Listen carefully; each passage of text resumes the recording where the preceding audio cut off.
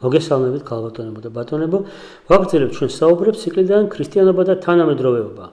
და დღეს ვისაუბრებთ ძალიან თანამედროვე და აქტუალურ თემაზე. ეს არის არც მეტი, არც ნაკლები ვალენტინობა. კეთილი. ამ დღესთან დაკავშირებით რა არ თქმულა, რა არ დაწერილა, ვის არ გამოუთქვამს შეშფოთება, აღშფოთება, აღფრთოვანება, აღტაცება და აშ და აა, მაგრამ არის რაღაც რაც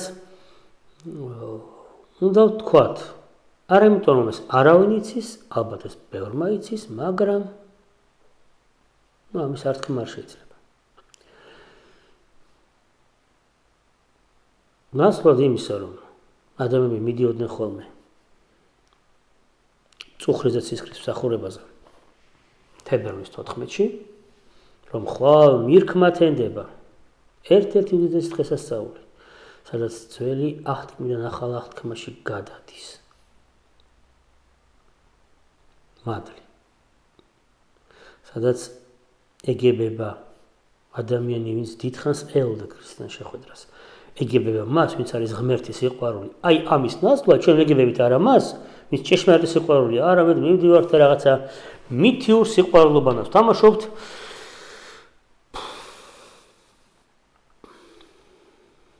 როგორ არის იმ ფილმში, რა უყვე ხამ ყვავილებს ცოცხლად წაუღება.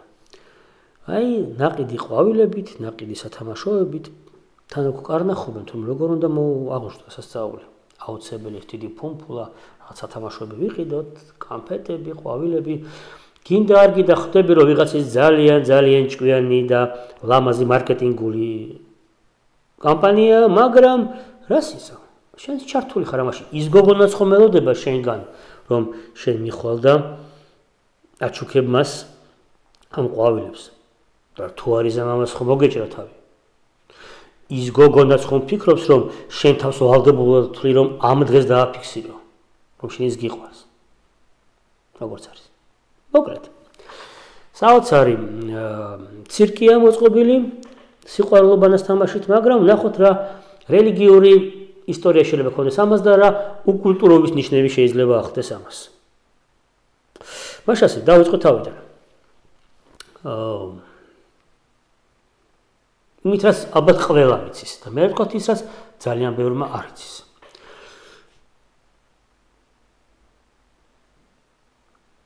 თებერვალში თვითონ თებერვლის სახელიც ფებრუარია, ხო? რომაული ქალღმერთის იუნონას ერთ-ერთი გამოვლინება იყო, ეს მისი დღესასწაულები ეწყობოდა ფებრუარიასი და ესეთი ტრადიციაც იყო. ლუპერკალი. რა იყო ლუპერკალიები? ლუპერკალიები იყო მშვენიერი დღესასწაული. წარმართი რომაელებისთვის ბუნებრივია და რა ადეკვატური ადამიანებისთვის. და ჩვენ ნახავთ ერთ-ერთ წარმართ რომელიც ამ მხრივ ადეკვატური აღმოჩნდა. ხაზსა ამ მხრივ. რა ხდებოდა? ამ დღეს რომაელი პატრიციების ვაჟები ადიოდნენ რომის ერთ-ერთ ბორცვზე, შვიდი ბორცვი. ერთ-ერთ ბორცვზე, სადაც წესდნე გაეტყავებინათ მგლები ლუპუს გელია, ხო, ლუპერკალიები. მაგრამ როგორც ეს ატყავდნენ ძაღლებს, იქ ეწყობოდა სუფრა, იქ თხა, ღვინო, ყველაფერი და აი შეზარხოშებული, კარგად შემთვრალი რომაელი პატრიციები აბსოლუტურად შიშვლები, რომლებმაც წუხელ დაკლეს ის ძაღლები, გაატყავეს, იმ ძაღლების ტყავებისგან მათრახები დაწნეს, გრძელი მათრახები, ეშვებოდნენ და მორბოდნენ ამ ბორცვიდან. ყვიროდნენ, ყიჟინით მორბოდნენ, მათრახების ქნევი და ტყაშუნით მორბოდნენ და ვინც გზად შეხვდებოდათ, გადაუჭერდნენ ამ მათრახს იმათ. და ხალხი არ ცდილობდა გაქცეული იყო აქედან. პირიქით, სხეულს უშვერდნენ განსაკუთრებით, დიდი სიამოვნებით უშვერდნენ ამ მათრახებს სხეულებს, ქალები, გასათხოვარი ქალები ან გათხოვილი ქალები, რომლებსაც სურდათ შვილიერება. და აი შიშველი ბიჭები მორბიან, ქალები მოდიან სხეულს უშვერენ და ესენი ურტყამეს ზედად მათრახებს, რომ სიყვარულის, ბარაქის და კურთხევის წელიწადი ჰქონდეთ რომაელ ქალბატონებს. ეს მაშინდელი თაიგულები და დათუჩები იყო. გადის დრო, მესამე საუკუნეში, როგორც ყველა სხვა პატრიცი, მარკუს ავრელიუსი, რომის მომავალი იმპერატორი, ადის, რომ იგივე გააკეთოს. და რომ ნახა, მარკუს ავრელიუსი დიდი ადამიანი იყო. ადამიანური მასშტაბით გენიალური გონების პატრონიც იყო. ფილოსოფიურად მან ძალიან ბევრი რამ იმდენად სწორად შეაფასა, დაინახა და თქვა, რომ მეტი შეუძლებელია ხასვამთ ადამიანურად. მას ვერ იყო სულის ძალა თუ გონიერება, რომ ადამიანზე აღმატებული ეგზნა. თავისი ამ საოცარი ფილოსოფიური გონიერებისა და სიბრძნისა მარკუს ავრელიუსი ერთ-ერთი იყო, ვინც ქრისტიანობის დევნა აღადგინა და გააძლიერა. ისუს გაუგებარი იყო. ამაჟე კიდე პავლე მოციქული ბრძანებდა, რომ წარმართი ელინური ცნობიერების ხალხთვის ეს სისულელია, ხო? ქრისტიანობა. მაგრამ როგორც არის. და მარკუსმა თქვა, რა სიგიჟია ეს ლუპერკალები, მე ამაში მონაწილეობას არ მივიღებ. და როგორც დღეს ჩვენთან, ისევე მაშინ, როგორც ყოველთვის იქაც იყვნენ წამხედურები, კასმოსნეები, რომ არა თუ ბოსი ამბობს, რომ არა მაშინ და არა ძმაო, მეც ამაში მონაწილეობას არ მივიღებ, არა, ეს სამარცხვინოა. და თითქოს და ლუპერკალები უნდა ჩამქრალიყო. მაგრამ არა ბატონო. იმიტომ რომ ხალხი თვითონ ის ქალბატონები მოცა რა საუბარ, მათაც არ გადამიჭერთ წელს, როგორ ვეკადრება და აბა სასწრაფოდ ავიდა დამცხო. და ამის შემდეგ როცა პატრიციებმა თქვეს უარი, აი პლებსის რომაელები ადიოდნენ, ჩვეული ხალხი იგივე სიმეორნე, იმდენად პოპულარული იყო ეს მათრახით ტყაშა ტყუში, რომელსაც რომის პაპი გელასი შეშფოთებას გამოხატავს იმის გამო, რომ ნუ რა უბედურება არის. რამდენი წარმართული დღესასწაული უკვე მოვილიეთ, უკვე რამდენი ხანია ჩვენ ქრისტიანები ვართ, რომის ეკლესია არის. და აი ეს დღესასწაული არ მორჩა, იმიტომ რომ ყოველთვის სურთ ადამიანებს კურთხევა, ბარაქა, წყალობა, ხოლო ქალი უფალმა თავიდანვე შექმნა, რომ იყოს ბედნიერი დედა, ბედნიერი მეუღლე. ქალის რეალიზება ხომ ამაშია. სრულფასოვანი რეალიზება. ეს რაცა ფემინისტური ფრაზები, მე არავას არ ეცხი მანქანა, მე არა ვარ რაღაც გასკურა, რა თქმა უნდა არა ხართ. თქვენ ხართ ისინი, ვინც უნდა უყვარდეთ. ვისაც უნდა ქორწინდებოდნენ, ვისაც უნდა უძღვნიდნენ ლექსებს და ვისაც პატარა ბავშვები კალთის უკან ემალებოდნენ და დედიკო მიშველის უნდა ეუბნებოდნენ. თუნდაც წიწილა მოძდებდეთ და მეტი არაფერი. და აი ქალები მოითხოვდნენ იმ თავენთი წარმართულ ცნობებით, ეხლავე ახვალ და ამას შემისრულებთ მე. რომ მე მინდა რომ გავთხოვთ. მე მინდა რომ ბედნიერი დედა ვიყო და ცოლი ვიყო. და აი პატრიარქი ამბობს, რომ ხალხო რა უბედურება არის, თუ მაინც და მაინც ამ დღის რაიმის კეთება გინდათ, მოდით რა, აი დღეს არის ხსენება წმინდა მოწამე ვალენტინისა, მოდით აღვნიშნოთ მისი განსაკუთრებული ტრადიცია გამოყვოთ ეს. და მართლაც გადაშლით კალენდარს წერია ხსენება წმინდისა მოწამისა ვალენტინისა, რომელიც ეწამა ქრისტესთვის და მეტი არაფერი. არაფერი ვიცი ჩვენ წმინდა ვალენტინის შესახებ, უფრო მეტი ვიდრე აქ წერია. თან ორი ვალენტინია, ხო, ერთი მოწამეა, მეორე მღვდელმოწამე არის. რომის ეკლესიის კალენდარში გულისხმობ ჯერ კიდევ ერთიანი ეკლესიის პერიოდს. მაგრამ გადის სპერი დრო აქედან. და აი ორი უცნაური რამ დაემთხვა გვიან შუა საუკუნეებში. და აი რა. ორი ლიტერატურული ტექსტი. აი რა სახავთ, ეს უკვე უფრო ნაკლებად ცნობილი იქნება. ერთი ნაკლებად ცნობილი, შეიძლება სულ ცნობილი იყოს. ჩნდება ასეთი ტექსტი, ლეგენდა აურეა. კრებულია წმინდანთა შესახებ ამბებისა. ოქროს ლეგენდა, ესე ხო, აურია, ლეგენდა აურია. და ამ ოქროს ლეგენდაში არის მოთხრობილი წმინდა ვალენტინის ამბავი. ისტორია, რომელიც ყველა მიცის, ხო? ციხეშია, ციხის უფროსის ბრმა ქალიშვილს შეუყვარდება ეს, ამასაც შეუყვარდება ის, სურთ ერთად ყოფნა, მაგრამ არ შეიძლება ეს სიკვდილ მისჯილია და ამიტომაც თავისი სიკვდილი დაჯის წინ ეს მისცეს წერილს. ბრმა გოგოს მისცეს წერილს. სადაც თავდება შენი ვალენტინი, რაც მიყვარხარ ასე, ასე. და ვალენტინს მოკლავენ, ეს ვალენტინი ამ წერილს ამ ვალენტინსაც წაუკითხავენ გოგონას, წაუკითხავენ წერილს, მას თვალი აეხილება და მოკლედ სიყვარული ძალსაშენს. და ასე შემდეგ. ახლა ცოტა ვალენტინზე დავაპაუზოთ და მეორე ლიტერატურული ტექსტი მოვიხმოთ. და მე ვნახოთ, დავუბრუნდეთ ვალენტინს, რა გამოიწვია ამ ორი ტექსტს ერთად შეჯერბამ. ლიტერატურული ტექსტების, ხალხს უსვამ საერო ლიტერატურა არის. ეს მეორე კი გახლავთ არც მეტი, არც ნაკლები.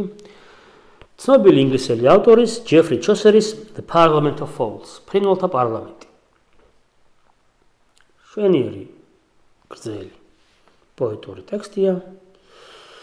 მიძღვნილი მეფის ქორწილისადმი, სადაც დედა ბუნება მობრძანდება, ჩიტები ჩიკჩიკებენ, შიმჟივებენ. ერთი ბასტივობა აქვს ატეხილი. და ამ ამბავში, სადაც ეს შედის თავის სიზმრისეულ ზმანებაში, წინამძღოლი ყავს, როგორც იქ. ღვთაებრივ კომედიაში დანტეს და ასე შემდეგ. ძალიან მსგავსი თემა რა გქონდა პირიქით 64-ეული იქ ხო რამდენიმე ნაწილად გადის ხო იქ ჯოჯოხეთი სახინებელი და შემდეგ 64 არის. აქ მხოლოდ 64-ეულ ნეტარებაში ხდება გავლა. ხლაშორის ხო ეს საინტერესოა, ვინც დანტეს შესახებ თუნდაც ზოგადი ინფორმაცია მიიღო არაინგლისურენოვანი წყაროებიდან, ყველა მის რომ დანტეს ღვთაებრივი კომედიაა. მაგრამ ინგლისურენოვანი ფსევდო ინტელექტუალური წრეების დანტეს ინფერნო ჯოჯოხეთში დანტეს მოგზაურობაზე იციან ადამიანებმა, სმენიათ, იციან ეგეც არა. ვისაც საკითხული იქნებოდა, ეცოდინებოდა, რომ ეს მარტო ჯოჯოხეთი არ არის. მაგრამ კარგი. ხო, ამიტომ ამ ნაწარმოების საკითხვა ღირს, რენესანსის ერთ-ერთი პირველი მერცხალია ეს იტალიური რენესანსისა. არ შემიძლია თქვა რა. სტუდენტობისას ჩვენ მეხუთე კორპუსში ვსწავლობდით სახელმწიფო უნივერსიტეტის. პირველ სართულზე აღმოსავლეთ ცოდნები ვიყავით, მეორე სართულზე დასავლეთ ევროპა იყო.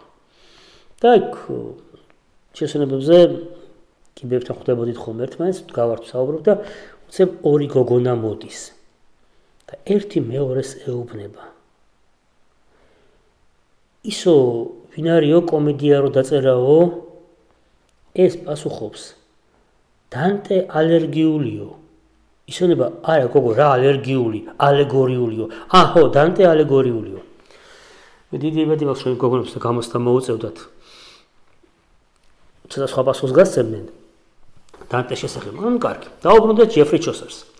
და ჯეფრი ჩოსერთან არის ეს მთელი ნაწარმოები, მოდიან ეს ბაღი ყვავის, სურნელება, შვენიერება და თავდება ესე, რომ ეს იყო წმინდა ვალენტინის დღეს, როდესაც ჩიტები წყვილდებიან. შვენიერია.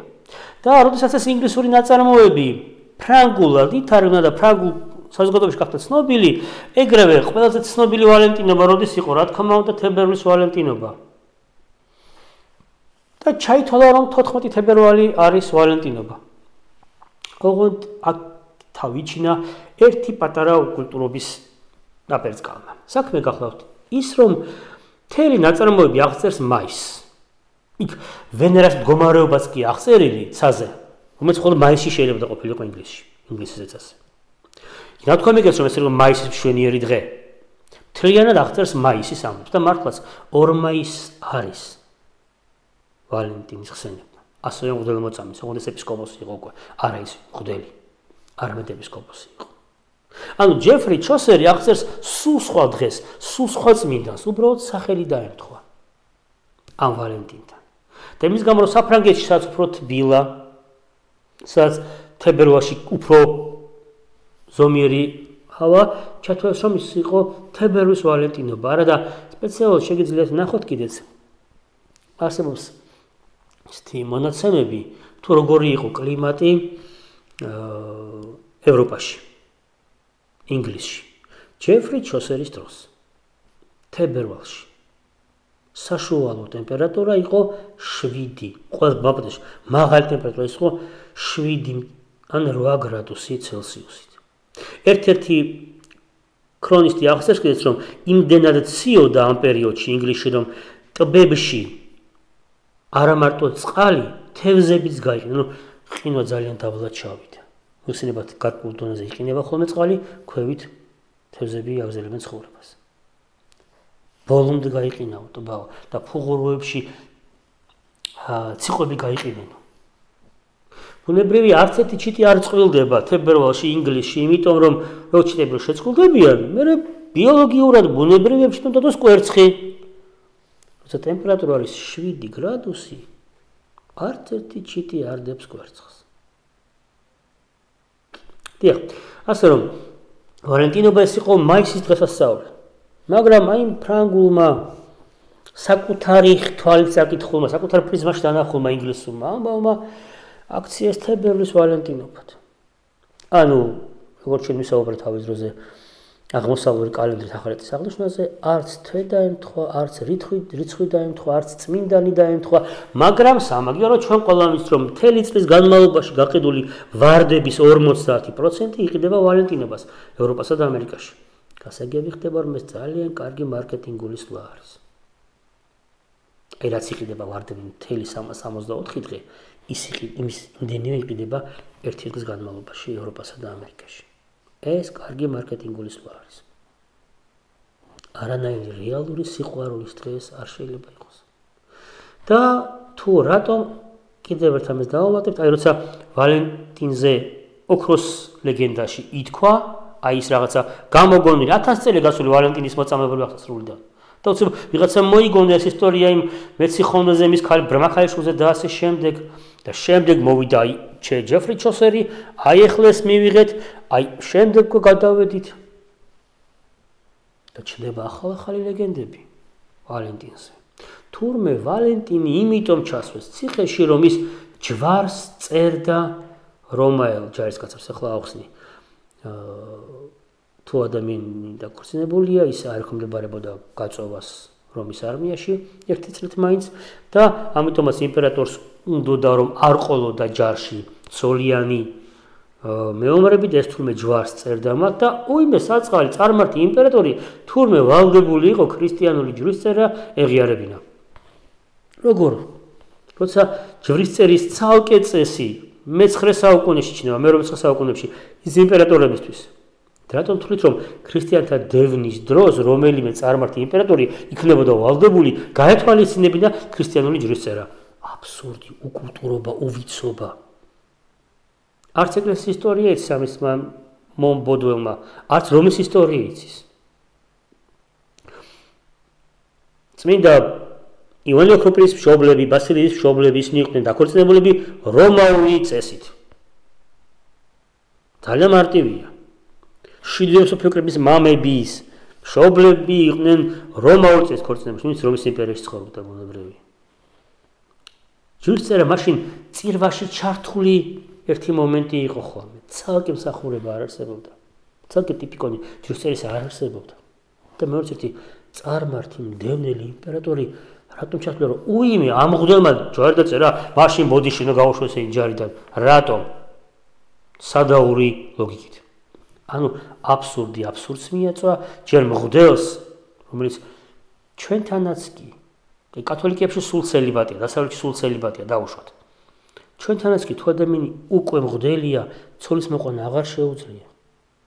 რატო აბრალემ წმინდანს იმას, რაც შეუწყოს მის მღვდელმოწამეობას? და ამაზე ხო არ გაჩერდებოდა თვითი სოფელი. და რა ითქვა? ეს უკვე ბოლო, სულ ცხელი ბოლო 15 წლის ამბავია. თურმე ვალენტინი ჯვარს წერდა რომის ჯარში ერთნაირ სქესიან ქორწინებს ქმნიდა. მეომრებს წერდა ერთმანეთზე ჯვარს. დისკრედიტაცია ეკლესიის, დისკრედიტაცია ქორწინების საიდუმლოს. დისკრედიტაცია წმინდანისა. მე არ ვიცი კიდევ რა უნდა მოიგონოს ვინმე, რომ ქრისტიანმა ვალენტინობა არ აღნიშნოს. აი კიდე რა უნდა გამოიგონოს იმათ რომ მიგვახვნიშნან რომ ჩვენ ეს არ უნდა ვაკეთოთ, მე არ ვიცი. მოკლედ. მეგობრებო, დიდი იმედი მოგცემ ჩვენს შვილებს, ახალგაზრდებს ეყვარებათ ერთმანეთი. ვაჟებს ქალები, ქალებს ვაჟები. იპოვიან ყველა საშუალებას რომ გამოხატონ ეს სამეთი გრძნობა, სიყვარული, სითბო ერთმანეთის მიმართ. შემდეგ შექმნან ღირსეული ქრისტიანული ოჯახები. ოღონდ ამისთვის მითიური ბოდოების ტირაჟირება არ არის საჭირო. ქრისტე არის ღმერთი, რომელიც სიყვარულია. და ეს საკმარისია. მისია ყოველი წელი, ყოველი თვე და ყოველი დღე. ნუ გამოიგონებთ ხელოვნურ ფსევდომითიურ დღესასწაულებს იმისათვის, რომ ერთმანეთი გაახაროთ სიყვარულით და ერთგულებით. სულ ეს არის. ფიქრობ, ისედაც ბევრი ვილაპარაკეთ, მეკმარა მით უფრო ამაზე, თუ რამ გამოგრჩა, ველოდებით თქვენს კომენტარებს და შეკითხვებს. ამჯერად კი ვფიქრობ, ამ თემაზე დავასრულებთ საუბარს, გემშვიდობებით, მომავალ შეხვედრამდე.